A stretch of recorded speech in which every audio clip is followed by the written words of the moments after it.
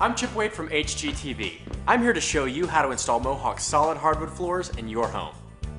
The first thing you want to do before installing any floor is read the instructions. There's a lot of important information and some helpful tips that will make installing your new floor a breeze. When installing any solid hardwood product, be sure to bring your product into the center of the room at least 72 hours before installation. This will allow the flooring to acclimate to the space so that it performs properly once you put it in. Also, be sure your subfloor is clean and free of any debris, nails, staples, or anything else that may interfere with the installation. Mohawk recommends installing the hardwood over plywood, solid wood planks, or sleepers. For this installation, I'm using a plywood subfloor. Once that's done, all you need to do is determine the layout of your floor, and you're ready to move on to the next step. I've gone ahead and laid out some 15-pound felt paper in the room.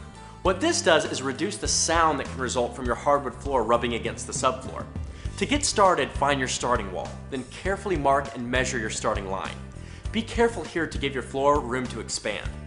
Generally, your expansion gap should be as wide as the floor is thick. For this installation, I'm using a 3/4 inch thick product, so I'll mark a line 3/4 of an inch away from the wall.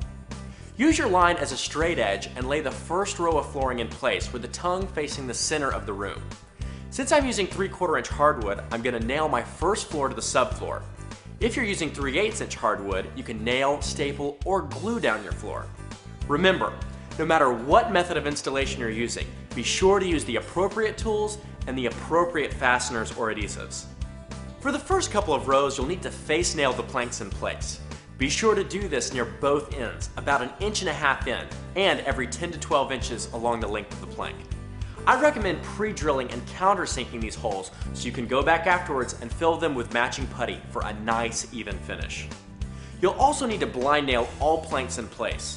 To do this, drive a nail in at an angle through the top of the tongue into the subfloor. I want to be sure to do this near the ends and every 6 inches or so. You can find the fastener schedule specific to your flooring choice in the instructions. Another tip to remember is to work out of multiple boxes at the same time, so that you get a good mix of colors and shades throughout the room. Also, staggering the end joints at least 6 inches will give you a more professional look.